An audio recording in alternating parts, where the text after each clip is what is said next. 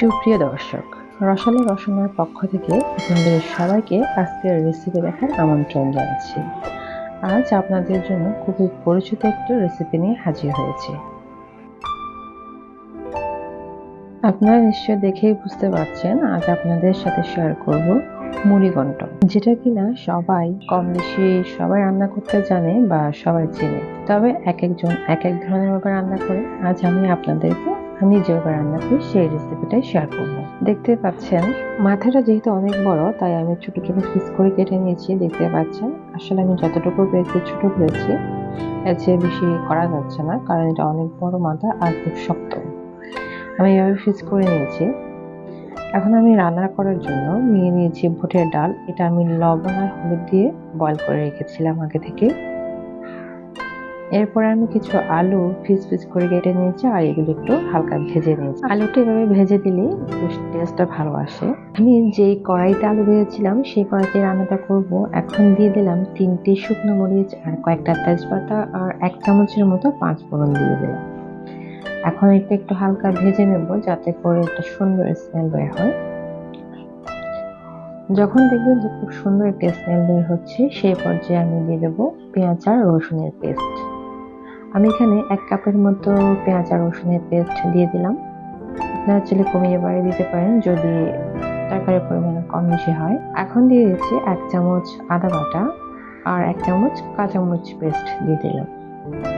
ঝালটা যে যার জন্য পছন্দ অনুযায়ী দিতে পারেন। আমি 1 চামচ দিলাম, আপনারা চাইলে কমিয়ে বাড়িয়ে দিতে পারেন। এখন সবগুলো মশলা দেওয়া হয়ে গেলে ভালো করে কষিয়ে নিতে হবে। কাঁচা মশলাগুলো আমি আগে একটু কষিয়ে নিচ্ছি যাতে করে কাঁচা স্মেলটা চলে যায়। দেখতে পাচ্ছেন মোটামুটি আমার কষানো হয়ে গেছে। এই পর্যায়ে আমি শুকনো মশলাগুলো দিয়ে দেবো। দিয়ে দিচ্ছি 1 চামচ হলুদের গুঁড়া, 1 চামচ দিয়ে দিচ্ছি জিরার গুঁড়া, আর 1 চামচ দিয়ে দেবো ধনে গুঁড়া, হাফ চামচ দিয়ে দিলাম গরম মশলার গুঁড়া, আর দিয়ে দিচ্ছি 1 চামচ লাল মরিচের গুঁড়া। সবার শেষে অ্যাড করে দিলাম লবণ। আসলে লবণের পরিমাণটা এই পর্যায়ে আমি কমিয়ে দিলাম যাতে করে আবার লবণটা বেশি হয়ে না যায়। তরকারিতে যদি লবণের পরিমাণটা বেশি হয়ে যায় তখন আবার খাওয়া যাবে না। সব শুকনো মশলা দেওয়া হয়ে গেলে আমি একটু ভেজে নিলাম, এতে করে স্বাদটা কিন্তু খুব ভালোই আসে। ভাজার পরে আমি হালকা পানি দিয়ে আর একটু ভালো করে কষিয়ে নেব। আসলে মশলাটা ভালো করে কষালে তরকারির টেস্টটা কিন্তু অনেকটা ভালো আসে। তাই যে কোনো কিছু রান্না করতে গেলে অবশ্যই মশলাটাকে ভালো করে কষাতে হবে, না হলে এটার যেটা কাঁচা স্মেল রয়েছে সেটা থেকে গেলে ভালো লাগবে না। আমার মশলাটা কষানো হয়ে গেছে। এরপর যে আমি ধুয়ে রাখা মাছের মাথাগুলো দিয়ে দেবো। দেখতে পাচ্ছেন আমি এখানে মাথাটা কিন্তু ভেজে নিইনি, আমি কাঁচা মাথা দিয়েই কিন্তু মুড়িঘণ্টটা রান্না করব। মাথাটাকে কাঁচা অথবা ভেজে রান্না করা যায়। আসলে কাঁচা রান্না করলে এক ধরনের টেস্ট, আবার যদি মাথাটাকে ভেজে রান্না করেন তাহলে সেটা কিন্তু আবার অন্যরকম টেস্ট হয়।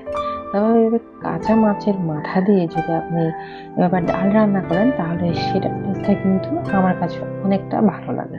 তবে সেই ক্ষেত্রে মাথাটা অবশ্যই ফ্রেশ হতে হবে। ফ্রেশ মাছের মাথা দিয়ে যদি আপনি এভাবে ডাল রান্না করেন তাহলে কিন্তু জাস্ট এটা অসাধারণ হয়। দেখতেই পাচ্ছেন আমি সবগুলো মশলার সাথে মাথাটাকে কিন্তু ভালো করে মিক্স করে নিচ্ছি, এতে করে সবগুলো মশলা আমার মাছের সাথে লেগে গেছে। এই পর্যায়ে আমি ভেজে রাখা আলুগুলো দিয়ে দিলাম। আলুগুলো দিয়ে কিন্তু আমি জাস্ট ঢাকা দিয়ে কড়াইয়ের হাতল ধরে এভাবে একটু নেড়ে চেড়ে দিই। এভাবে হাতল ধরে ভালো করে নেড়ে দিলে কিন্তু নিচে লাগার সুযোগ থাকে না। দেখতেই পাচ্ছেন আমি কিছুক্ষণ পর ঢাকনাটা উঠিয়ে আর একটু ভালো করে নেড়ে চেড়ে দিচ্ছি, এতে করে আমার নিচে লাগবেও না, প্লাস আলু আর মাছের মাথাটা ভালো করে মিক্স হয়ে যাবে। আসলে মাছের মাথার যেহেতু মুড়িঘণ্ট, তার মানে হলো একটু তো ভাঙবেই, ভাঙলে কোনো সমস্যা নেই, এতে টেস্টটা আরো ভালো আসে।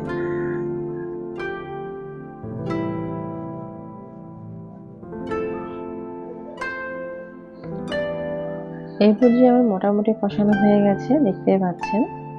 এখন আমি কিছুটা পানি দিয়ে দেবো। পানি দিয়ে আর একটু ভালো করে রান্না করবো। যেহেতু আমার এটা কাঁচা মাছের মাথা, আমি যেহেতু এটা ভাজা করিনি, সেজন্য এটাকে আমি আর একটু পানি দিয়ে ভালো করে কষিয়ে নেব।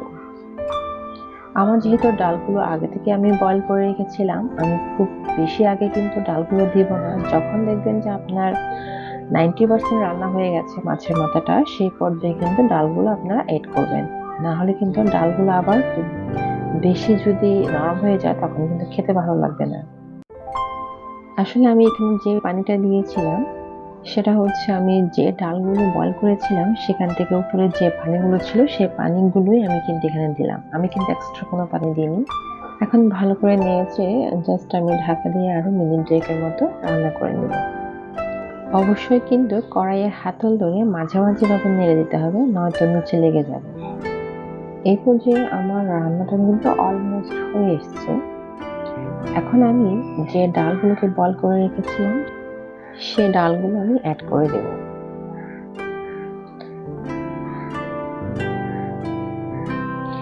ডালগুলো দিয়ে আরেকটু ভালো করে নেড়ে চেড়ে দেব।